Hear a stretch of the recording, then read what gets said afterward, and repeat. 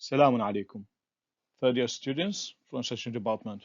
Today we have chapter 7, grammar. We are going to deal with part 1. You have already seen or heard the word grammar from your primary school, secondary, till these years in the department. And from your study in the department, you have seen or you have faced, moved among 3 levels of expression. Expressions means that the way of description.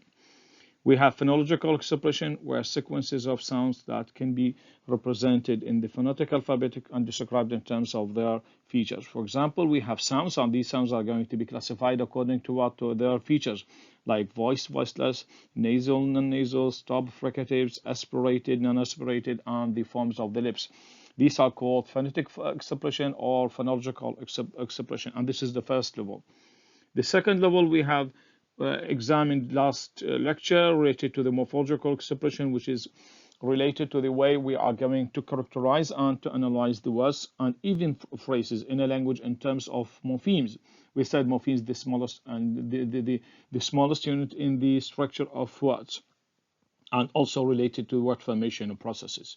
So we move from phonological level to morphological level, and then we have the grammatical expression, which is related to the process of describing the structures of phrases and sentences in a way or another, the level higher than the word level, in which we are able to account for these structures, whether these are grammatical or ungrammatical. And next lecture, we are going to move to other levels of expression like semantic and pragmatic. Grammar. So how can we describe a grammar? We have different definitions of a grammar, and in your book he mentioned this one: the process of describing the structures of phrases and sentences in such a way that we are able to account for the grammatical sequences in a language and rule out the ungrammatical ones. Okay, if you are able to get other definitions of a grammar from the internet or from other sources which can be give similar ideas, it will be okay. So grammar is the process whereby we are able to identify the structures of phrases and sentences, whether these phrases or these structures are going to be called grammatical because they follow the combining rules of phrases and sentences, or they are ungrammatical. Grammatical or ungrammatical. You have the following 10 sentences you see in the front of you, and you are going to identify which one is grammatical and which one is ungrammatical. These 10 sentences, 9 are ungrammatical, and one of them is only grammatical, which is the number 6, the boys study hard. Otherwise, the other 9 sentences are ungrammatical for different reasons. For example, the sequence of the elements. For example, the sequence of elements within noun phrase, or the selection of the verb, or there is no concord between the subject and the verb, and etc. Of reasons. All of these can have something in common, that they are leading to ungrammatical sentences because they deviate the rules of English grammar. Why ungrammatical? We are going to take one instance. Why ungrammatical? If you see, in your book, he said the lucky boy, and he said that if we take the article and put it to the end of the sentence, or we take the boy and put it to the end of the sentence, the structure of the noun phrase is going to be incorrect or ungrammatical, because we have fixed structure of a noun phrase. The article precedes the adjectives, and then we have the head noun. And if we take the noun and put it before the article, it will be incorrect. Can you think thoroughly of about Arabic, whether what is the position of the adjective in Arabic? Al-waladu mahdhuf, and the lucky boy. You see that the position of the adjective here in Arabic, we put it to the end of this, to the end after the head, whereas in English we put it before the head. So this also can lead or can create a problem in your translation. Traditional grammar. We have different terms used or we use in describing the words in English or in Arabic, like articles, adjectives, adverbs, verbs, nouns, parts of speech, agreement, number, gender. All of these are labels, and we have got them from what we call the traditional grammar. And the traditional grammar, you know, that has its origin from two languages, such as Latin and Greek, where schools of grammar were common at that time, where people were concerned in presenting or prescribing what is grammatical and what is ungrammatical. So the origin of these terms we use in books of grammar, like articles, nouns, verbs, pronouns, all of them are derived from traditional grammar. And why we study traditional grammar? Why the language of Latin? Why the language of Greek was the source of books of grammar in English or other languages? Two reasons. In your book, you mentioned two reasons. Number one, because writers of Latin and Greek has written what we call a well-established grammatical description of Latin, of course, based on early accounts of Greek. And so scholars of English grammar or English grammarians, they found these descriptions already available, and they try to imitate them and to accommodate to fit with the English or other languages. So you see, in your book, he said newer language as such English. So English is regarded a newer language regarding to Latin and Greek. Number two, because Latin and Greek were the languages of religion in Old Testament and the New Testament, written in Greek and Latin. Also, the language of philosophers or philosophy and the language of scholarships.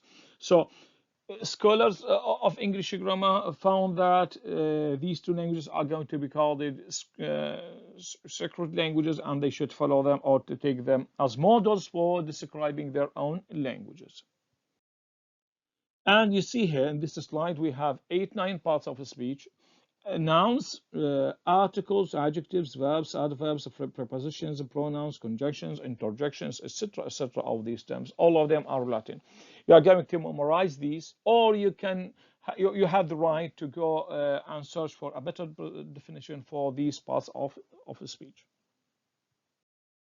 Agreement, one of the most important terms used in traditional grammar is agreement. And here you have a shape, figure, sorry, you see, female gender, Cathy loves her dog. Why hair is used? Because Cathy is a female.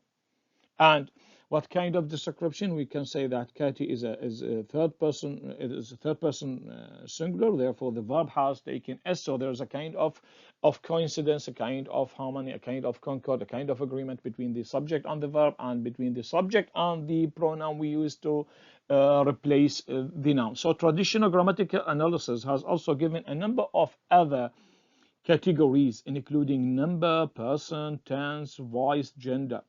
All these categories can be discussed in isolation. So in your study of grammar, you have studied number, gender, tense, case, voice, gender. All of these you have studied them in isolation, or you can study them together. If you are going to study them all together, this is going to be called agreement, where we are going to identify whether there is an agreement between the subject and the verb, and between the subject and the object of pronoun, or the number of the subject and the verb, etc., etc. of cases. Agreement based on what? So again, on what we have agreement? What are the bases of agreement? What are the factors of agreement? He said that this agreement is partially based on the category of number. So we have singular and plural. It means that the subject and the verb depends on what? On the number of the subject. So we can say he studies, we can say they study. Why we use s, third person s? Because the subject is singular. It is also based on the category of person, because you know that pronouns are going to be classified into first person like I, we have second person like you, and we have third person singular, third person pronouns like he, she, it, and they. So the use of the pronoun is based on the number of the person, whether he's first person, second person, and third person. Also, it is the agreement is based on what we call it the tense of the sentence, whether the form of the tense is present, so the verb is going to be attached with s or accompanied by final third person singular s in present forms, whereas in past form we can use the same form for singular and for a plural, regardless of even for the number of the person, because we can say he went, she went, they went, I went, the same form for the past. But for the present, you need to identify the form of the tense. Also, it is based on the voice, whether we are dealing with an active sentence or with passive, because we are going to do certain changes on the form of the verb when we move from active into passive. The final category is gender. Why? Because we have a basic classification of natural gender and grammatical gender, and nouns are going to be, or subjects are going to be classified into whether they are female or they are male, and this is a very important point. So to repeat or to sum up, so agreement is based on what? On the number, whether singular or plural, depend on the person, whether the pronoun is subject, is first person, second person, third person. Is also based on the tense, whether the form of the verb is in the present or in the past. Whether also it is based on the voice, whether we are dealing with an active sentence or passive sentence. And finally, we are dealing with gender, whether the subject of the sentence is classified male or female. So grammatical gender, two ways of classifying gender in language. We have natural gender and grammatical gender. What do you mean by natural gender? Natural gender is based on the biological distinctions of the entities, whether they are male or female. And you know, we have biological distinctions between males and females. Second, we have grammatical gender based on the type of the nouns, whether these nouns are going to be classified into masculine or feminine. And there is no 100 correspondence or coincidence between grammatical gender and natural gender, because in Arabic, for example, we have the name Noor, the name Nidar, the name Ruja can be used for both, for males and females. So in what way you are going to say that the subject of the sentence is a male or a female, unless there is a bigger context of situation. Also, languages are going to be different in having whether they have two genders, masculine, feminine, or they are going to have three genders, where neutral is going to be added as the third gender. For example, usually in Arabic we have one basic classification of common nouns, whether طبيب or طبيبة, معلم or معلمة. So in Arabic has two grammatical genders, male and masculine and feminine, by using, and we move masculine into feminine by adding تاء التأنيث. طبيب, we are going to add هذا التاء المربوطة. But what about Arabics? For example, ending names like عبيدة, like طلحة, they are also ending in this ta, but they are going to be regarded as masculine nouns. Okay, English has a three genders, since we have the pronoun it, and we are here need to be to have a problem for translation, because it is going to be translated into masculine or feminine into Arabic. French, Spanish, and Dutch have different articles. You see, in French we have le and la, and du, de la, even for singular and the plural, whether these nouns are going to be with vowels or unvowels, whether these are masculine or feminine, etc., etc., of these factors. Whereas in English, we have one article. In Arabic also, we have one article. Al-Ta'rif, we can use it for masculine or feminine. Al-Kitab, Al-Majalla, the book and the magazine. But in French, we have to identify the gender of the noun in order to use or to select the appropriate article before it. Traditional analysis, you see the figure in the front of you. In traditional analysis, they're going to mention all the pronouns, all the subjects of the sentence. I, we, you, he, she, it, they. I'm going to classify or to analyze or to conjugate the verb according to these subjects. Whereas in English we don't have it. We have, for example, the word. We have, for example, the verb steady. It is going to be the same for a plural, whether it is male or female.